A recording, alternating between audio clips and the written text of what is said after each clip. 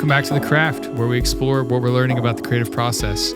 My name's Colby, and I'm a music producer and product manager. And I'm Carter, a writer and PhD student in the English department at the University of Kentucky. And today we are doing a book review on Hartmut Rosa's Resonance. And we're also going to spend a little bit of time talking about his previous book, Alienation and Acceleration. So I'm really looking forward to this conversation.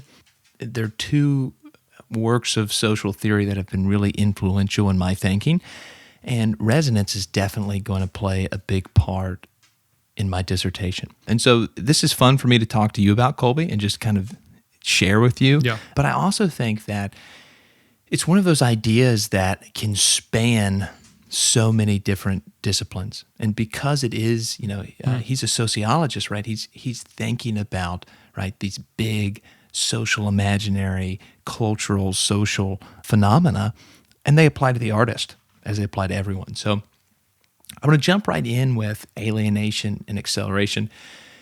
And for both of these books, this is like 30,000 foot spark note condensed. I'm leaving out a lot. And so I'll preface it with that. I'm leaving out a lot.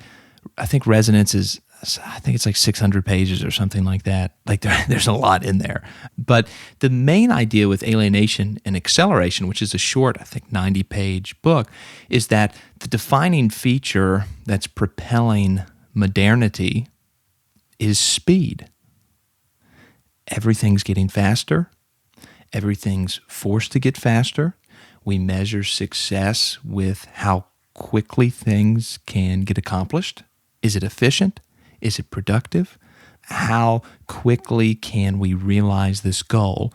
And Rosa talks about acceleration as this broad idea that is not only in the business world, it's also in our daily lives. So can we meet people? Can we do things? Can we do recreational? Should I be on a soccer team in a kickball league? And I also need to be taking an art class and going to school at night and working a side hustle. There's this kind of over-prevailing social force of you need to try to fit as much as possible in a smaller amount of time. And so acceleration, we can think about in some ways, is trying to increase the amount of content per unit of time. And so what Rosa says is this leads to alienation. We start feeling alienated from the world. So you can think about this as, let's just say, burnout, right? We looked around, the things that used to have meaning for us seem dull, they seem kind of sterile. The world, and this is something that Rosa says in Resonance, seems silent. It's not speaking to us. And so alienation is the product of this acceleration. Now, one of the examples, I think this is a helpful example of acceleration, is technology is interlaced with it. So an example that Rosa gives is the email. So before the email, right, snail mail, you got to write out your letter, you got to put your stamp on it. It's going to take a couple of days to get where it's going. We come up with the email and we're like, oh, this is great. I can send a letter in a shorter amount of time. This is going to be awesome. I'm not going to have to go to the post office. I'm not going to have to wait to hear back. This is going to take all that time that I was spending with my correspondences, and it's going to save time. And what am I going to do with all that great time? Oh, this is great. It's an innovation, a technological innovation that saves time. Now, what Rosa says is it's done exactly the opposite.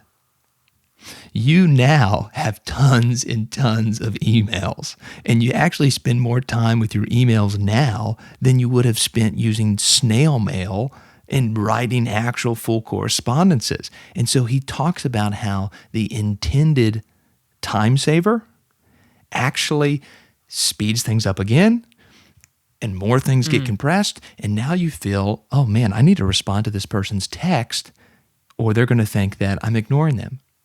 Right? Then all of a sudden there's this pressure now of, oh, if I don't have a quick response to this, well, just that feeling itself, the idea that I'm obliged to respond quickly, He's like, look, this was designed to save time, but the speed of things is one, making things worse in this way. It's taking more time. But the big thing is that it's affecting our relationship with the world. So fast fashion would be another example. Instead of having a piece of clothing, let's say, that you develop a relationship with, because we do that, right? We've got favorite jackets, we've got favorite shoes, and in some ways, right, they become part of us. So we have uniforms, we've talked about that even before, developing your personal uniform. We have things that we build a relationship with. We go on hikes with them. We see them in pictures, right? And so what Rosa, one of the points of comparison would be fast fashion, which says, no, your style needs to constantly be getting innovated. This starts to manifest the idea of acceleration. So now you need new stuff. You need new tops. You need new pants. You need new shoes. There's a whole industry, and I just heard it mentioned on a podcast, about how much stuff just gets thrown out and actually exported outside of the country into landfills, all this clothes that people wear for a couple of weeks and then they ditch it, right? And so not everything goes to Goodwill. They don't want everything. If you bring it back to a H&M or something, right, they're not going to put it back on the shelf. They got to get rid of it. And so this stuff has an awful effect of all this waste. And so what Rosa says is, look, this is the main kind of catalyst for modernity, the idea that things have to get faster, and this is not producing more meaningful lives. All right, so I threw a lot at you there. Before we hit to resonance, throw some questions out.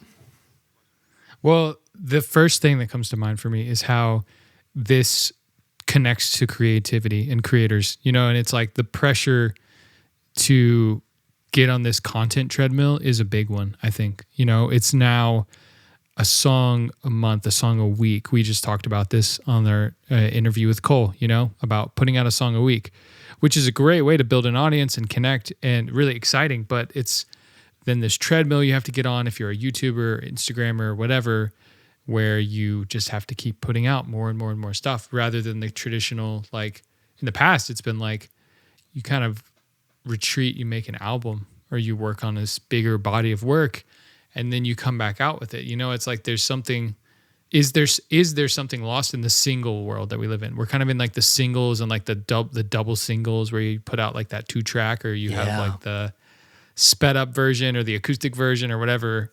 That's kind of the era we're in right now.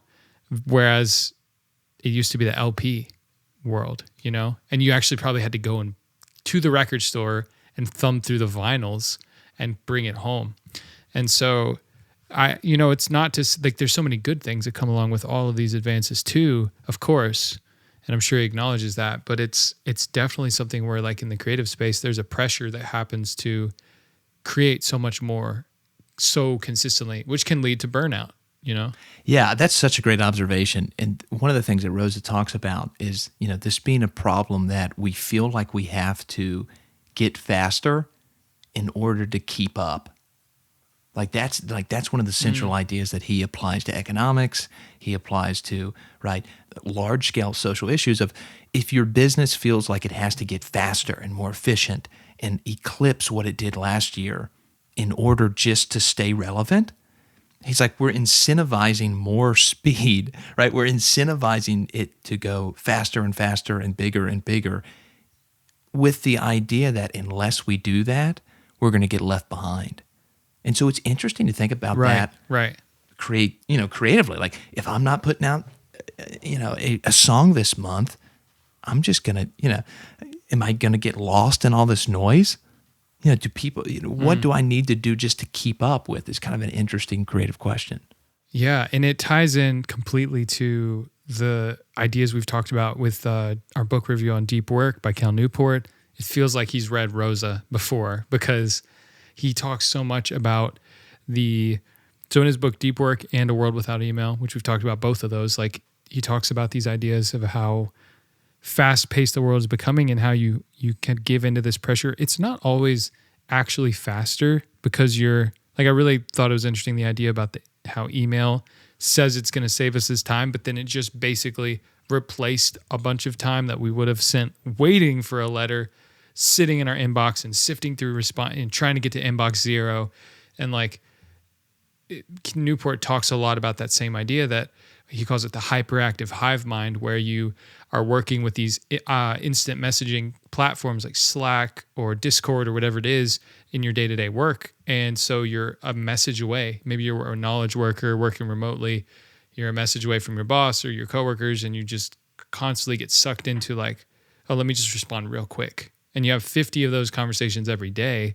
It gets faster and faster and faster, and you don't have time to really like get into the deep work and the stuff that really matters, and slow down and think and create, revise, I just feel like this topic I'm all over it, because it's something that I always feel. And so yeah, I didn't necessarily throw a question in there for you, but I just think that those are some things that came to mind. That's a super turn towards the creative. Yeah, that's perfect, Colby. So let's kind of pivot here, because resonance is where, we maybe want to spend our most time on this episode. But I think that's important setup. Rosa really takes alienation as the exigence or the problem that he wants to address with resonance. So if we've got this culture and this socioeconomic acceleration happening and we feel alienated, the question becomes, what's the opposite of being burned out? What does that look like? And so Rosa says, well, one of the wrong answers is that you need more resources. And so he actually calls this resource fetishism, in that if I could get a better job, if I could get this, this problem, this alienation would dissolve. And he basically says, okay, well, this is just misguided, because we can easily imagine two scenarios, and I forget the names that he says in the beginning of the book. Two women, one gets up, goes to the gym, has a fulfilling workout, gets excited for the day, showers, gets a meal, goes to work, engages with people, laughing with others, finding a deep source of purpose in helping others at her work, comes home, takes the kids to soccer, and enjoys watching them grow and play. And he says we can easily imagine the exact same circumstances in someone else dragging themselves to the gym and loathing having to work out, right? And going to the same job and feeling like it's crushing them, and going home and feeling like bringing their children to a soccer thing is drudgery, and it's superficial, and they're tired and they just want to be away. And so Rosa basically says we can easily imagine people with the similar circumstances responding to the world differently. And so he goes through a more kind of complicated series of examples, but he gets to the point where he's basically showing and trying to articulate that it's not just a problem of situation always. There's a approach to the world that matters. And so for him, resonance, and one of the key metaphors he gives, is when the wire between ourselves and the world is vibrating. There's a connection there. And so what's helpful is, I think, to see how it could go silent on either end. So on one end, we could find ourselves projecting onto the world, right? So this would be the instrumental way to approach the world. We've got our vision of how things should be. We're quantifying everything. We are taking the world and we're going to get everybody out of our way. We're going to, move everything around. We're going to control outcomes, and we impose ourselves on the world. And when that happens, Rosa says, okay, well, the wire is vibrating on your end, but it's silent. And this is going to lead to reification, which, this is going to lead to a silent relationship with the world because you've muted it with your own voice. And he said, in the same way, if we are just totally passive and the world is just going and hitting us and we're not responding to the world, then the wire's not vibrating, right? We're getting onslaughted by all this overdeterminate stuff that's happening to us, but we're not interacting with the world. Right? We can feel overwhelmed in this way, and that we don't have a place. We can't relate to the world. It's out there and speaking, but it doesn't touch us. And so resonance for Rosa, among so many kind of beautiful scaffolded ideas here, is when we get to the point where we're pushing up against the world, like we're mediating the world, we're changing the world, and the world, our situation, our environment, is also mediating us. It's affecting how we understand the world. It's changing us. It influences us. And so Rosa talks about how, a resonant relationship is one that's reciprocal. And so this is when, right, there's a give and take and the wire is vibrating. And so the world's not this sterile place, and it's a place where we create. We create, and we create within a series of restraints and constraints, right? And we see what's there. And this, it reminds me of that. There's a line from Heidegger where he talks about the true craftsman, the true cabinet maker. He works within the constraints of the wood, like the wood itself, the material, informs his design. And so there's a way in which he creates the true cabinet, and it outlines and it highlights the essence of the wood. And so I think this is a very similar idea in that there's a way to approach things which we don't just impose ourselves on them, but we bring out the material, right? We bring out the world that we're given, and it's part of this kind of dialogical process where we're speaking to each other. Mm-hmm. Yeah, so what I'm hearing you say is, on the one hand, you have a relationship. We all have this relationship to the world around us. There's like a string between us and the world, and that string can vibrate. And on the one side, we can be like, this is how I want the world to be. I want to make this much money. I want to have this kind of relationships, and I want to drive this car, and I want to do all this stuff. And you go out there and try to make it happen, and it's like either like you get pushback from the world because you can't just force reality to bend to your will. And then on the flip side, you can have all these things happening to you in your life, like the world side of the string is vibrating, and you're being passive, you're laying there, you're not actually taking responsibility and doing things, and so you're more of a victim in that scenario, or more of being sort of pushed around by the world, and you're not. And then there's a version where you are not just accepting everything that's happening, but you're dancing, kind of. Yeah. You're moving with the things that happen, and you're connecting what you want, but then you're open to sort of reacting to what the world pushes back on in a way that makes things flow better. Oh, absolutely. That's a great summary, and dancing's a really helpful example. Can I throw out another practical example that may just help solidify? Yeah, that would definitely help me. So, sure. I'm thinking about it in my project in terms of environmental philosophy. Okay. And so we can see there's a problem when we are mismanaging land. So we're treating nature as an object, as just resources that we want to extract, right? So environmental thought has been very acute on that, right? We destroy a mountain, we pull out all the coal out of it, right? Because we're just extracting. We're treating it as if it's just an object, as if it's just stuff. And that's when the wire on our end's vibrating, but it's paying no attention to the other side of the wire. So that's the instrumental approach. Now, what Rosa says, this is so cool. He goes, well, we realized, right, that was a problem. And we realized that this led to us feeling alienated. So we tried to create these oases, these places in nature that are untouched, that we can find resonance. Because he says, even when we're alienated, we want to feel a meaningful relationship with the world. Like, we're trying to get resonant. And so he says, well, what happens is we started creating these oases, but then what happens with that is all of a sudden we're saying, oh, come here, get your resonance, buy a ticket, get a flight, plan a trip, hire a tour guide. And then all of a sudden we start building all these things around the oasis where we wanted to just go get resonance. And then it becomes reified too. It becomes made out of the abstract and treated just like an object. And so the problem happens is when we go completely passive and we just want to show up in nature, then we just become kind of like the tourist who never really interacts with the environment. And then when we don't interact with the environment, we just kind of project everything that we think about it onto it.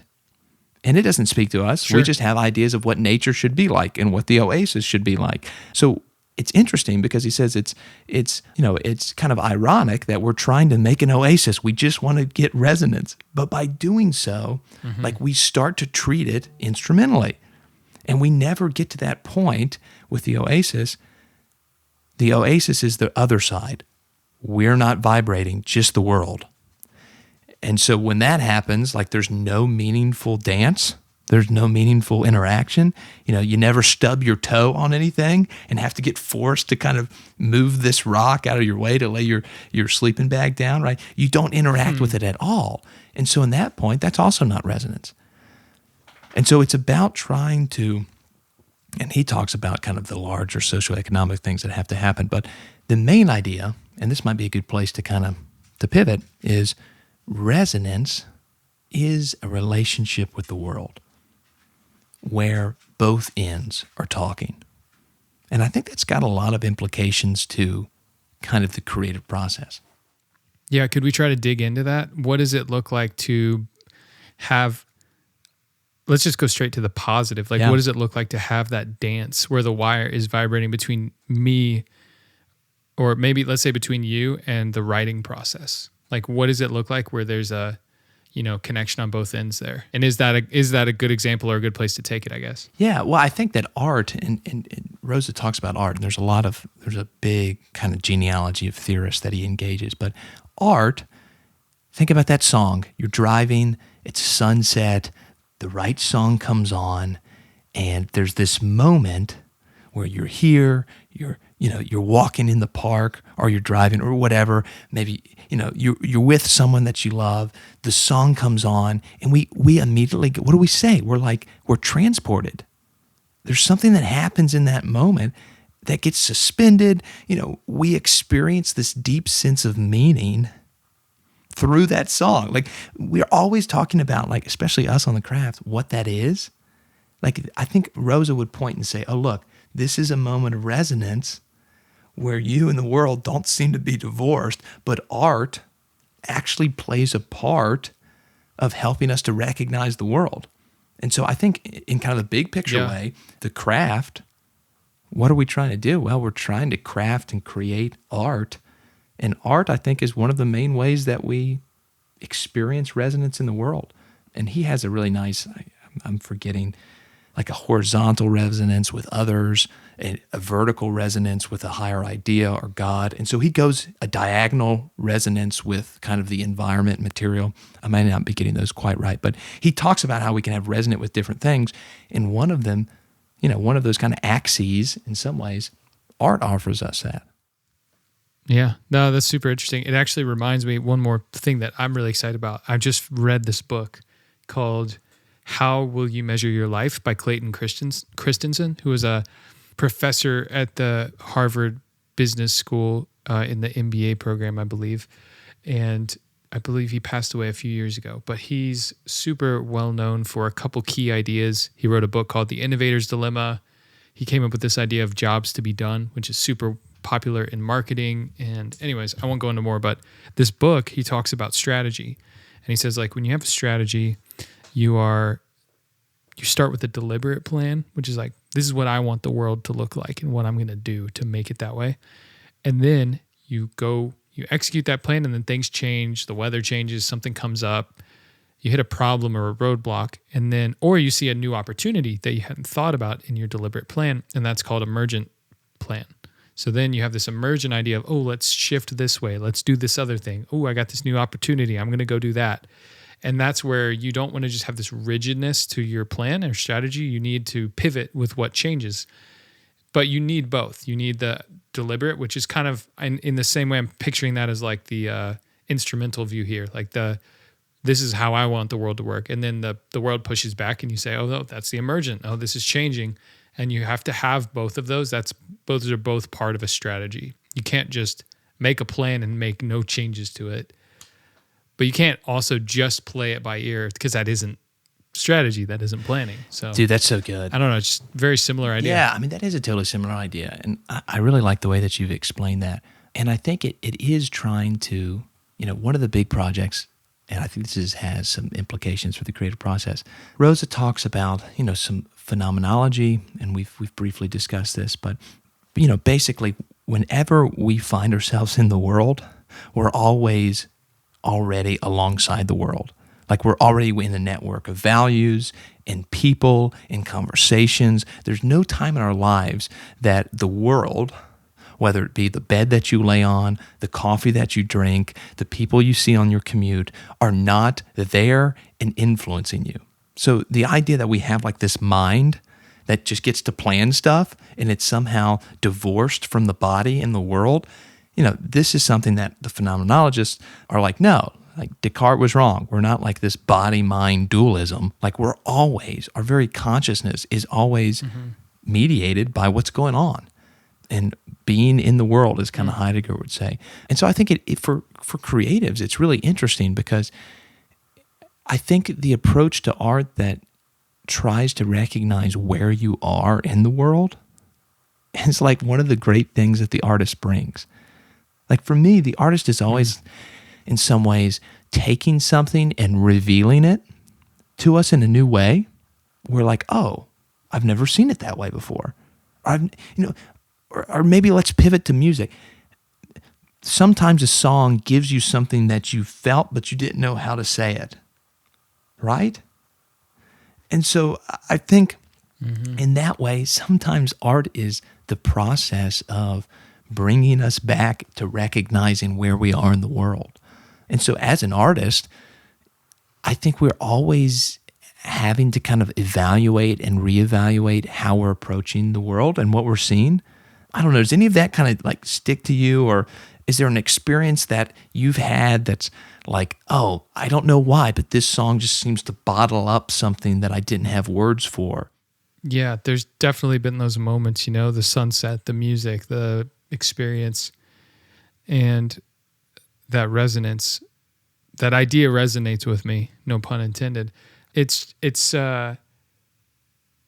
bringing the question to mind for me, like, as an artist, can I make a song and not really feel a resonance or a excitement or passion or something, or just kind of feel like, I don't really know if this song's that great, and then put it up on Spotify, and then all these people hear it and they're like, oh my gosh, this is hitting, or this makes so much sense. You know what I'm saying? Like, if I don't feel that resonance, can someone else feel that in my art? Because I know, that kind of goes into like writer's block, or the idea that, inspiration is for amateurs and you just have to sit down and do the work. It's like, do I have to feel like this art is really impactful to me in order for someone else to feel that? What do you think about that? Yeah, so I think first, Rosa does, if I'm recalling correctly, talks about resonance being not an emotional thing. So maybe I've been a bit misleading on giving our examples. Okay. I do think you would say, that moment when you're dancing to music, right? And something's happening there that you're resonant with the world. But resonance is not just like this hyper emotive thing. It doesn't have to manifest itself like that, nor can we like constantly be in resonance. Like we can't just be like, I'm in the resonance state always, right? This is just not how we're just not like that. But it's a super interesting question what you just asked. Can you make art that you're not responding to that other people respond to? Right. I would say probably, yeah. I mean, I think there's two sides. I think there's the really kind of pernicious side, the counterfeit. We just want a big hit, right? We're going to play something that we know is maybe not our best stuff, but this is what's going to sell the most records, or this is what's going to be most popular. And maybe it's something that, or even this is going to sell the most whatever, your slogan, right? We want a catchy jingle. We want something that it's not designed to get people into resonance, or it's not designed for someone to get encountered, but it's designed to kind of invoke a response. And at that point, I'm fine. Carter is fine being like, okay, you're probably not doing art. If we go back to Joyce's, his art, the pornographic, and the didactic. If we go back to that idea, like you're in the realm of like trying to get someone to do something. You're showing the Big Mac on the screen, so someone goes and buys that, right? You're not trying to create something that brings someone into relationship with the world. So where the line is between art and advertisement, right? I mean, that's something we've talked about before, but if you're not trying, I don't know, is it a matter of intention? Is it a matter of how it comes off? I don't know. I'll throw that back to you, but those are some things that are coming to my mind. Yeah.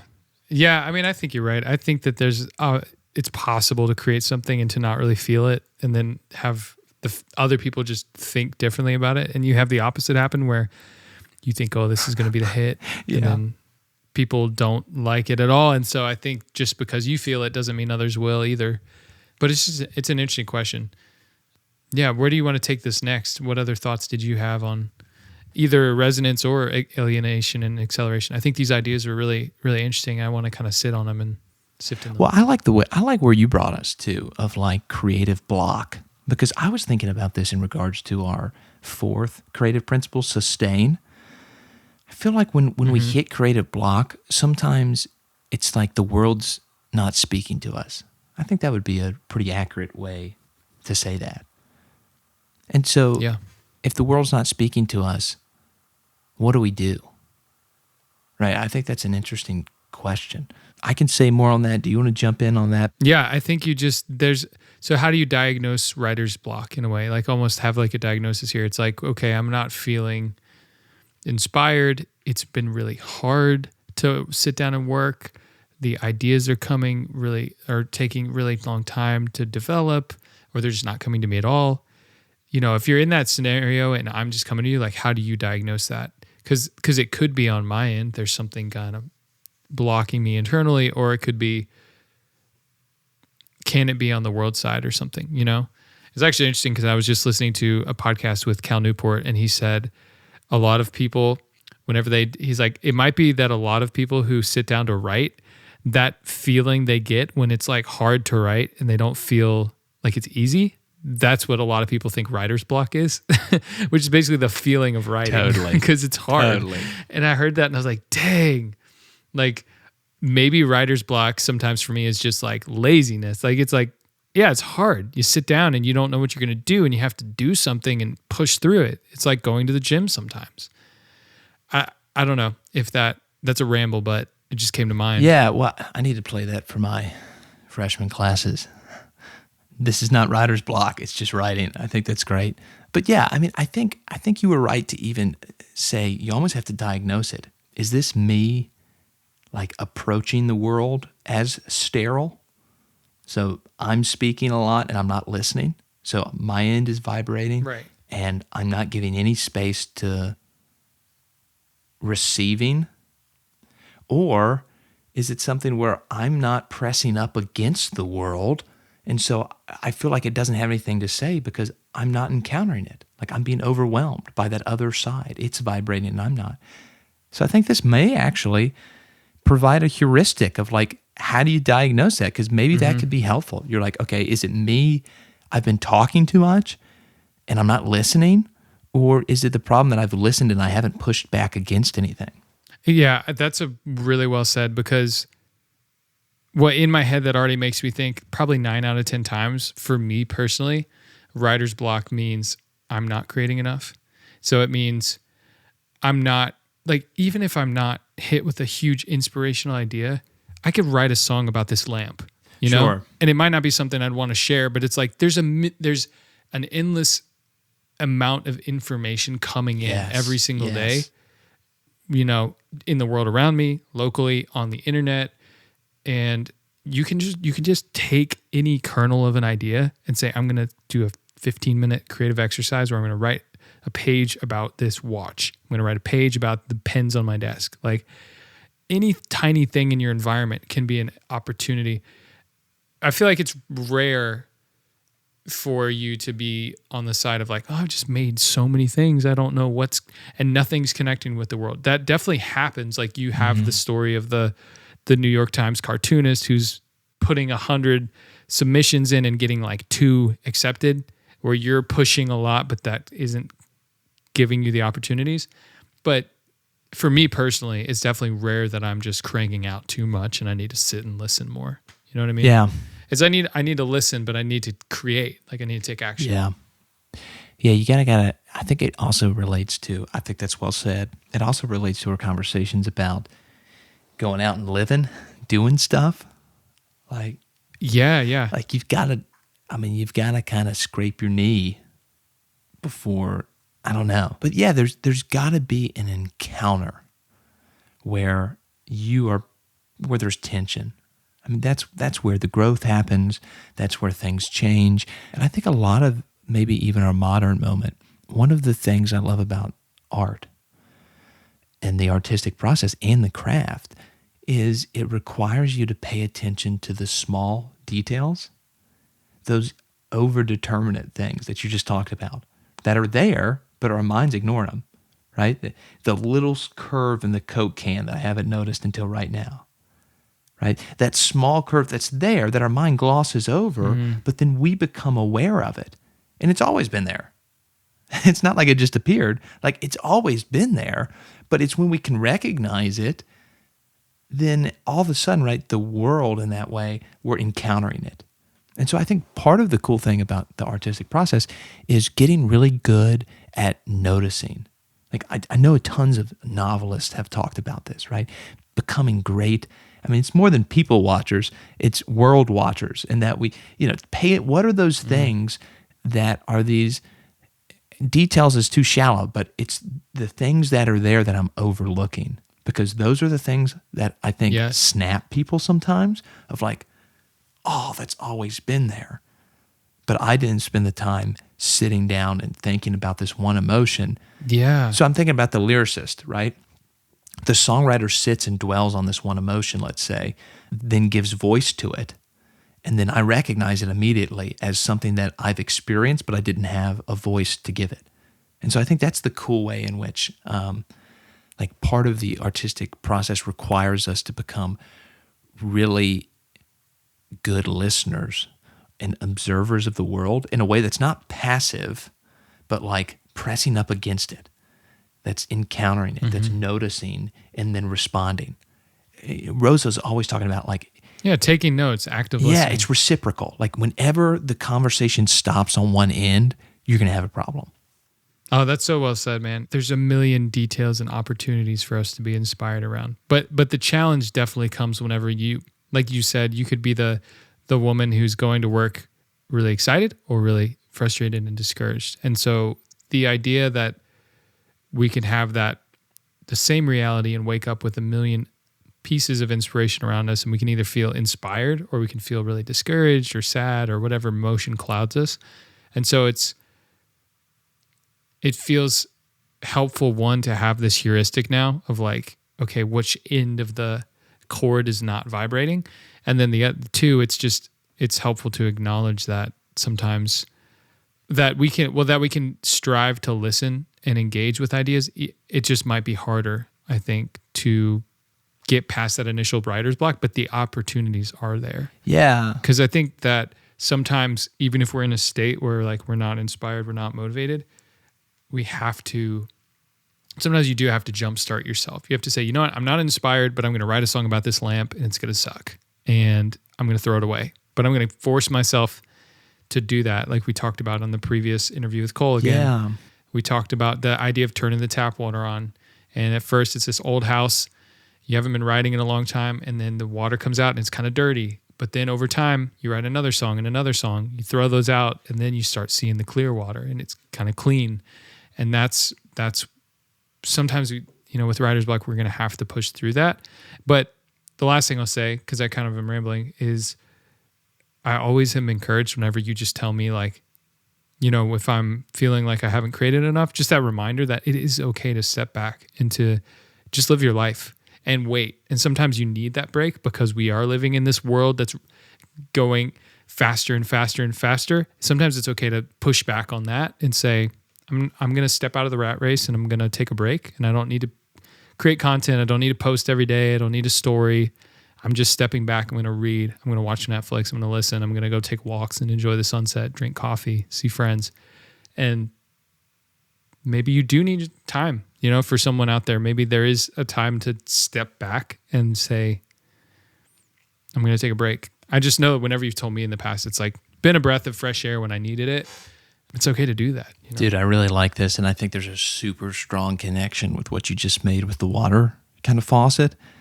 I think when, let's say you're responding to a bunch of emails, like you're functioning in a world that requires a instrumental approach, right? You have to decide, this email is more important than this one. I have to treat it as to-do lists that are just tasks, right? So like I have to be instrumental with it, or, people are going to be pretty upset that I'm not responding to their emails. So you're in this kind of habit of instrumental. And then when you turn to do your work, like that's not how it works, right? That's not how poems are written. That's not how, right, songs are made within that instrumental approach. And so it's almost like you got to filter out all of that, that habit of mind or that place you're in. And I actually think this is kind of close to resonance. You have to work yourself out of that relationship with the world that's really focused on organizing, putting things in their place. And you have to work your way out of that, get out of that kind of framework or get out of that approach. I'm searching for a metaphor here, into a different approach. And that's not just like a light bulb that flicks on. That's an actual physical, there's a turn that has to happen of okay, I can't relate to a poem like an email. This is a different thing. It requires a different relationship with the world. So sometimes I just got to sit down at the desk and work myself out of that one way of approaching things into another way. Does that make sense? Yeah. And again, this one's a little more stuffy, a little more in the academic realm. But here's the thing. I think we can approach this in a lot of ways. We've talked about mental models before. I just want to give this to anyone kind of listening of it's just another heuristic device in understanding how to interpret the world, right? Maybe you think about that. Maybe you see something and you're like, oh man, that wants me to just be faster. Or maybe you kind of recognize what that would feel like, and it may just give you a language, right? Maybe it just gives you a language to think about what does resonance look like in my life? What would that, are there times in my life that have been that way? Who were the people there? What was going on there? Maybe it just becomes a nice reflective tool. But regardless, these are interesting ideas, and I think they're helpful in shaping the way we approach the world. And as creatives, right, we're always approaching the world. I think it's a great mental model to have. I'm excited to see where it kind of pops up in my life. Thanks for sharing, man. Hey, thanks for listening to The Craft with Carter and Colby, where we share what we're learning about the creative process. If you're a writer, music producer, marketer, filmmaker, photographer, or you just love creativity, then this show is for you. Our cover art was designed by Elizabeth Newell. You can learn more about her work at elizabethnewelldesign.com. That's Elizabeth, Newell design.com. And you can follow her on Instagram at ElizabethIsADesigner. If you like the show, there's 3 things you can do to help us out.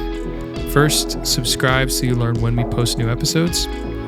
Second, send the link to one of your friends who you think would enjoy the show. Really, word of mouth is going to be the number one way we grow the show in any way. And 3, if you have a topic you want us to cover, or feedback about how we can improve the show, or comments on what we've said, you can respond to heycraftpodcast@gmail.com, heycraftpodcast@gmail.com. Thanks for listening, and we'll see you next time.